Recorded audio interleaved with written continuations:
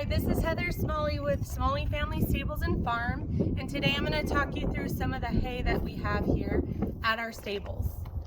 These here are 3x4s. They weigh about 1,100 pounds each. They're a mix, orchard grass mix, which means they have some types of Timothy hay included in them, but orchard grass is often higher in protein than Timothy hay alone. So I'm just going to gather a little bit of this here, but if you come closer you can see that this is kind of a coarse grass, and it's very green in the center here. Some of it has been sun bleached, but we're going to take this sample and compare it to some of the other hay options that we have. So what we have here is our alfalfa mix. I'm going to pull out a little bit. As you can see, this stuff kind of falls apart a little bit more.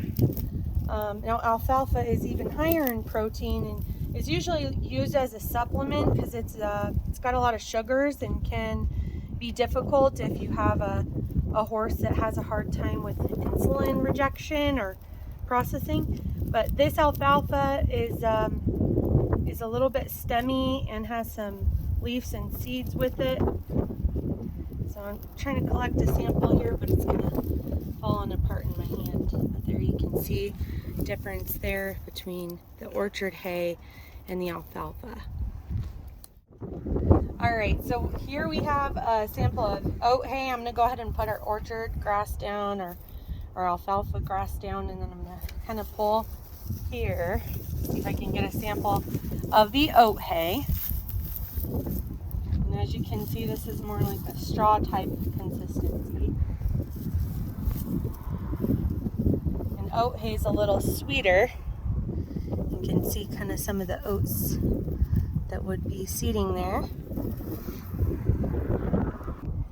Alright, so for oat hay, we don't normally use this for horses unless one of our boarders requires or requests that we feed their horse strictly oat hay. We usually stick with the orchard grass. When we come over here though, we use our oat hay mainly for our other livestock, our cows and goats. And then also this mixture that we have right here is a sorghum mix. And this is not for horses, this is for our cattle. But this sorghum, all sugar, they love it. And it's very similar to like the corn stalks in texture, just much thinner. That's a sorghum there. All right, and last on our list here is we have some mountain hay. So I've got my alfalfa bits here, just missing a lot of the seeds have gone away. And then here's the oat hay. And then this is a sample of the mountain hay. Being that we're in Colorado, this is more of like the local bluegrass type of hay, things that grow locally. Compared to the orchard hay, you can see that it's a little thicker in strands, not as thin.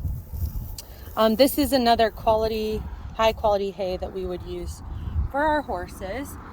We're pretty picky when it comes to who we get the hay from. We have a couple of different farmers that we work with, just depending on the year and how much water we're getting, what the drought's like. This year is a very dry year, so we've bought in bulk last year, kind of in planning for that.